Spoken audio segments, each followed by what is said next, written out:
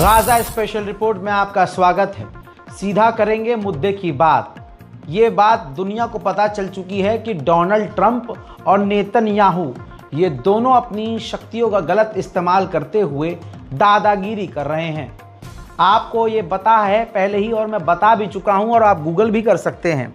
Israel के अंदर ही, Israel के कोर्ट के अंदर नेतन्याहू के खिलाफ कई सारे खतरनाक करप्शन के चार्जेस लगे हुए हैं और मैटर चल रहा है। कोर्ट में सुनवाई चल रही है। इस जंग के बहाने और गाजा के नरसंहार के बहाने और कई सारे बहाने बनाकर नेतन्याहू ने बार बार अपनी जो कोर्ट है उससे कहा कि भाई ट्रायल को रद्द कर दिया जाए या पोस्टपोन कर दिया जाए, लेकिन इजराइल की कोर्ट ने इनकार कर दिया और कहा कि नहीं, प्रधानमंत्री आप कोर्ट के बाहर होंगे, यहाँ पर आप मुजरिम हैं और आपको सुनवाई के लिए आना होगा। अब जब नेतन्याहू की नहीं चल रही है इजराइल में और कोर्ट के आगे बेकार है नेतन्याहू, मजबूर हैं, तो अब लीजिए सपोर्ट में देख लीजिए कौन आया है। यह है डोनाल्ड ट्रंप।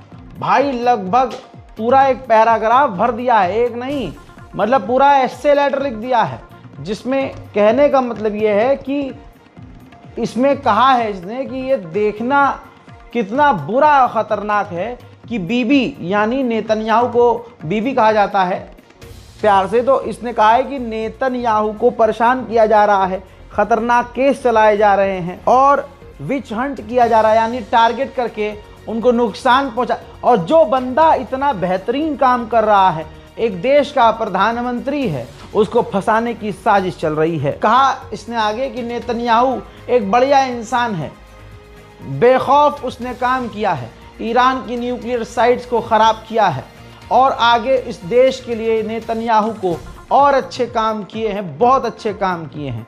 लिहाजा बीवी को जाने देना चाहिए, नेतन्याहू को आज़ाद करना चाहिए और नेतन्याहू को आगे भविष्य में इजराइल के लिए बेहतरीन कदम आगे उठाने हैं। दोस्तों, आखिरी 6 लाइनों में डोनाल्ड ट्रंप ने अपनी औकात दिखाई और कहा कि अमेरिका पूरी दुनिया में सबसे ज़्यादा फंड इजराइल को करता है। बिलियंस ऑफ डॉलर में जो हम मदद देते हैं, इतनी मदद देने के बाद अब ये बीबी के खिलाफ कदम उठाया जा रहा है। हम इसके साथ खड़े नहीं होंगे। यानी अगले ने एहसान भी जता दिया कि भाई इजराइल की जो कोर्ट है वो हमारे हिसाब से चले, वरना बाकी आप समझदार नाजरीन हैं। शुरुआत से ही दोनों एक दूसरे को हर गलत काम में सपोर्ट कर रहे हैं और एक दूसरे की तारीफ करते रहते हैं। इतना बड़ा बयान डोनाल्ड ट्रंप ने दे दिया तो उस बयान को रीट्वीट करते हुए नेतन्याहू ने शुक्रिया अदा किया और कहा कि दोनों मिलकर मिडिल ईस्ट को ग्रेट बनाएंगे, जबकि आप जानते हैं कि मिडिल ईस्ट में आतंक इन्हीं दोनों ने मचाया है। अब इतना बड़ा राष्ट्रपति है, इतने बड़े देश का ट्रंप, सोचिए वो कितनी घटिया तरीके से अपनी ताकत का इस्तेमाल कर रहा है और जो इजराइल का कोर्ट है वो डर गया है। जी हाँ, रिपोर्ट ये है, इजराइल की कोर्ट में इसी हफ्ते जो सुनवाई होनी थी नेतन्याहू की, उसको पोस्टपोन्ड कर दिया है। उधर इजराइल अब गजा के अंदर बचे कुचे इलाकों में पर्चे गिरा रहा है, जिसमें वार्निंग है कि इस इलाके को खाली कर दीजिए। उधर बैतुल मुकद्दस, हमारे पहले किबले में, जिसे वो तोड़कर टेम्पल बनाना चाहता है और जहां फिलिस्तीनियों को जाने से रोक दिया गया है, वहां हजारों की तादाद में यहूदी।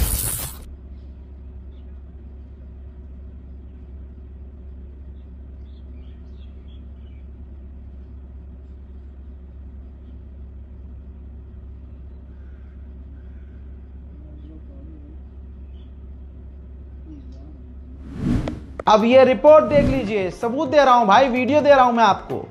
ये इजरायली सेटलर्स हैं, ये सारे इजरायली हैं जो फिलिस्तीन के इलाकों में, फिलिस्तीनियों के इलाकों में उनके घरों पर, ज़मीनों पर, गाड़ियों पर और उनके ऊपर हमला कर रहे हैं। इसी तरह से फिलिस्तीन के वेस्ट बैंक, तस्वीर देखिए, ये निशान लगा दिया है इजराइल ने और वेस्ट बैंक में एक लंबा इलाका खाली करने को कह दिया है। यानी फिलिस्तीनियों के इलाकों पर, घरों पर वेस्ट बैंक में और भारी मात्रा में कब्जा किया जाएगा। इजराइल का कहना यह है कि हमें मिलिट्री पर्पस से ये पूरा इलाका खाली चाहिए। सबको पता चल चुका है कि इजराइल और अमेरिका मिलकर फिलिस्तीनियों का गाजा का नरसंहार कर रहे हैं मदद बांटने के बहाने। अमेरिकी कंपनी जो इजराइल के इशारे पर गजा के अंदर मदद बांट रही है, मदद कम मौत ज़्यादा बांट रही है, यूएन ने ऐलान कर दिया है। अब यूएन ने तैयारी शुरू कर ली है कि अब कानून लाया जाएगा और डिस्पेंटल कर दिया जाएगा अमेरिका की कंपनियों को कि वो गाजा में मदद बांटें, क्योंकि कल की रिपोर्ट और परसों की रिपोर्ट में कंफर्म किया जा रहा है कि वो लोग खाने के अंदर ड्रग्स तक मिलाकर बांट रहे हैं। आधे मार दिए जा रहे हैं, आधों को ड्रग्स दिया जा रहा है। अब यूएन ये तैयारी कर रहा है, उधर डोनाल्ड ट्रंप यानी अमेरिका और नेतन्याहू, अमेरिका और इजराइल प्लान कर रहे हैं कि यूएन ऐसा कानून अगर लेके आया कि अमेरिका की कंपनी गजा में मदद नहीं बांटेगी तो उसको कैसे क्रॉस किया जाएगा और कैसे यूएन को रोका जाएगा। उधर मेरे पीछे एक छोटी सी तस्वीर मैं आपको दिखा रहा हूं, कुछ सेकंड की है, देख लीजिए। इजराइल, बस इतना काफी है। इजराइल इस तरह से गाजा पर बमबारी कर रहा है कि 11 मंजिल की इमारत, मतलब बम अगर गिरता है और 11 मंजिल की इमारत पास में होती है तो उस बमबारी में 11 मंजिल की इमारत के चीथड़े हवा में उड़ते हैं। तो सोचिए आम लोगों के या बच्चों के जिस्म का हाल क्या होता होगा। गाजा के अंदर हाल अभी भी बेहद बुरा है। जरा इस तस्वीर को देखिए, छोटे छोटे बच्चे खाली बर्तन लिए गाजा में जहां जहां मदद बांटी जा रही है वहां घंटों तक, 6-6 घंटे तक खड़े रहते हैं। इसके बावजूद बहुत मुश्किल होता है कि उनको खाना मिले।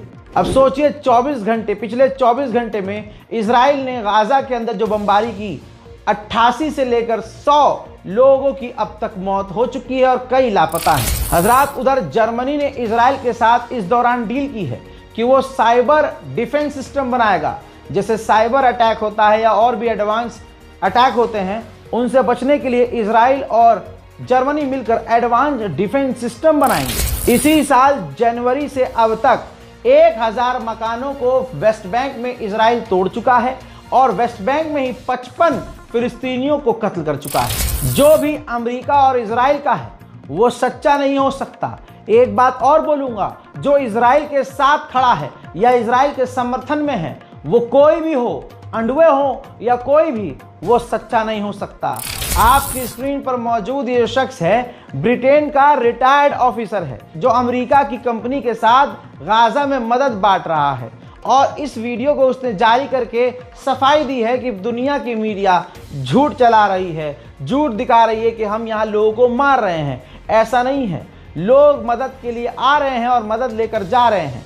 लेकिन इसी वीडियो के अंदर जब इसका बयान ख़त्म होता है, अभी ये शुरुआत का वर्ड है, शुरुआत की बातें हैं इसलिए ज़रूरी नहीं है, लेकिन अभी जब मैं आपको इसके आखिरी जुमले सुनाऊंगा, जिसमें जब ये थोड़ी देर शांत होता है तो आप सुनेंगे कि पीछे गोलियां चलने की आवाज़ आ रही है। यानी जिस वीडियो में सफाई दे रहा है कि यहाँ ऐसा कुछ नहीं हो रहा है, इसी वीडियो के आखिर में पीछे से आवाज़ गवाही दे रही है कि फिलिस्तीनियों का नरसंहार हो रहा है। सुनिए। So don't believe the propaganda that's been churned out by Hamas and amplified by too much of the international and national media. उधर बहती गंगा में अब फ्रांस भी कूदा। फ्रांस बोला हम भी गाजा के अंदर मदद बांटने को तैयार हैं। सवाल ये है, मदद बांटने को तैयार हो सुअर की नस्लों, या तुम नरसंहार करने को तैयार हो अमेरिका के साथ मिलकर? उधर भाई पता नहीं इसके दिमाग में चल क्या रहा है। इजिप्ट की बात कर रहा हूं, सैटेलाइट इमेज है। इजिप्ट ने अपने बॉर्डर के इलाकों में रशियन मेड रडार सिस्टम तैनात किए हैं। जाहिर सी बात है, मैं ये मानता हूं कि इजिप्ट का जो वो पालतू कुत्ता है बादशाह, वो इजराइल के खिलाफ तो ये हथियार तैनात नहीं कर सकता। अब अल्लाह जाने कि ये ऐसा क्यों कर रहा है। लीजिए, इससे और बड़ी खबर आ रही है। इजराइल ने अमेरिका को आधिकारिक तौर पर इंफॉर्मेशन शेयर की है कि हम यमन पर यानी हुथीस पर बड़ा हमला करने का प्लान कर रहे हैं। उधर नेतन्याहू की हालत पतली है। नेतन्याहू के खिलाफ आज भी पिछले 2 साल से लगातार प्रदर्शन चल रहा है। आज भी तेल अवीव और दूसरे इलाकों में नेतन्याहू के खिलाफ यहूदी सड़कों पर प्रदर्शन कर रहे हैं, वो भी खतरनाक लेवल का। देखिए,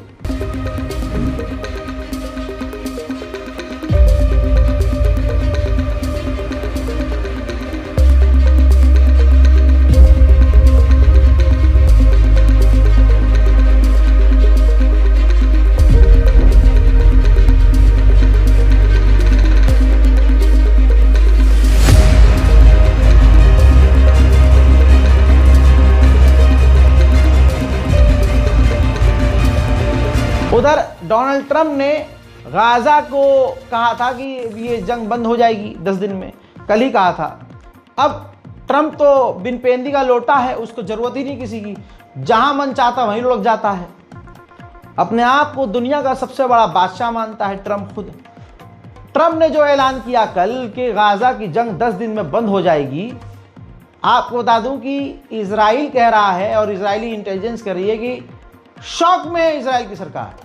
नेतन्याहू की सरकार को झटका लगा है, क्योंकि नेतन्याहू का प्लान ही नहीं है कि गाजा में जंग बंद की जाए। उधर गाजा में हमास के निशाने पर एक और आईडीएफ का जवान आया जो वासिले जहन्नम हो गया। उधर हिंद रजब फाउंडेशन ने इंटरनेशनल क्रिमिनल कोर्ट में इजरायली एक जर्नल के खिलाफ केस दर्ज कर दिया है जिसने वॉर क्राइम किए हैं, और उसके सबूत भी आईसीसी को हिंद रजब फाउंडेशन ने दे दिए हैं। उधर बर्तानिया में जो फेस्टिवल चल रहा है म्यूजिक का, उसमें एक बार फिर से एक महिला सिंगर ने अपनी सरकार के खिलाफ और इजराइल के खिलाफ नारेबाजी वाले गाने बजा दिए, यानी गाने गा दिए, जिसमें उसने विरोध किया है अपनी सरकार का इजराइल का साथ देने के लिए, और साथ ही इजराइल जो नरसंहार कर रहा है उसके भी खिलाफ कुछ बोल हैं जो ये आप वीडियो में देख रहे हैं।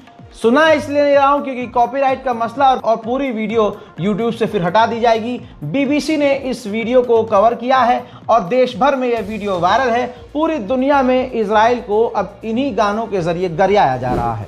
इसी जगह जब कल मैंने एक प्रदर्शन दिखाया था, इसी म्यूजिक फेस्टिवल में एक नौजवान सिंगर ने, रैपर ने नारा दे दिया था, डेथ टू आईडीएफ। अब वो नारा स्लोगन बन चुका है और पूरी दुनिया में वो नारा लगाया जा रहा है। अब वो नारा ऑस्ट्रेलिया पहुंच गया है। ऑस्ट्रेलिया में जो अंग्रेज फिलिस्तीनियों के समर्थन में सड़कों पर हैं, वो नारा लगा रहे हैं डेथ टू आईडीएफ के। देखिए, Death to the IDF.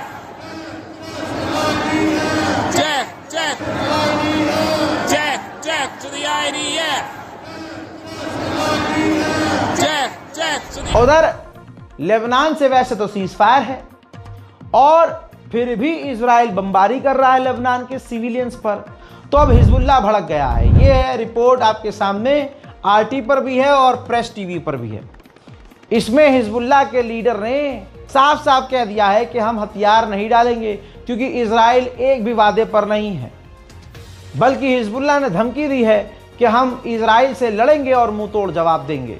Hezbollah के लीडर ने कह दिया कि इजराइल धोखा कर रहा है, उसने वादा किया था, सीज फायर किया था, लेकिन क्या ही सीज फायर जब वो आम लोगों पर लगातार हमले कर रहा है। बात हकीकत है, लेबनान पर भी इजराइल लगातार बमबारी कर रहा है। जरा इस घर का हाल देखिए, ये सिविलियंस का इलाका है, आम लोग रहते थे इस गांव के इस घर में।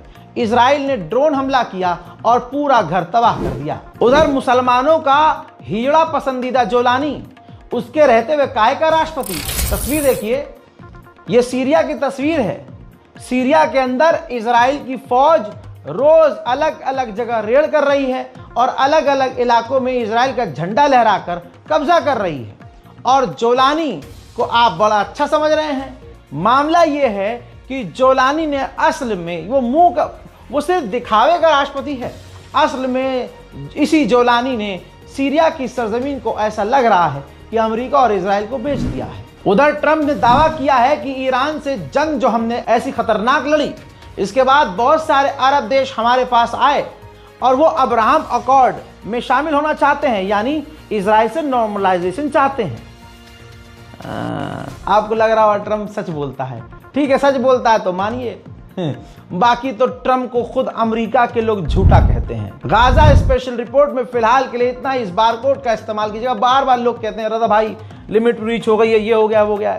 भाई यही बारकोड है, हमारे पास और कोई बारकोड नहीं है। नीचे दिया हुआ अकाउंट नंबर भी है, डायरेक्ट अकाउंट पे भी आप ट्रांसफर कर सकते हैं। गाजा फिलिस्तीन की मदद के लिए अगर आगे आना चाहते हैं और ये बारकोड काम नहीं कर रहा है, इसका स्क्रीनशॉट लेकर रख लीजिए, 1-2 दिन का सब्र कीजिए और ट्राई करते रहिए, क्योंकि आप कह रहे हैं कि भैया आपका बारकोड काम नहीं कर रहा है, लेकिन ऐसे बहुत बहुत दिल वाले हैं जो एक तरफ आप कह रहे हैं कि भैया बारकोड काम नहीं कर रहा, दूसरी तरफ उसी टाइम हमें मदद आ भी रही है। लिहाजा कीप ट्राइंग, ट्राई करते रहिए, हिम्मत मत हारिए। गाज़ा और फ़िलिस्तीन के लिए आप कुछ करें या ना करें, लेकिन जब आप नमाज पढ़ने जाएं, जब आप 4 दोस्त बैठें और गज़ा के बारे में डिस्कशन करें, तो मेहरबानी करके दोनों हाथ बुलंद करके दुआ करें और दुआ करवाएं। मैं हूं रज़ा और आप देख रहे थे रज़ाग्राफी अनस्क्रिप्टेड। जय हिंद।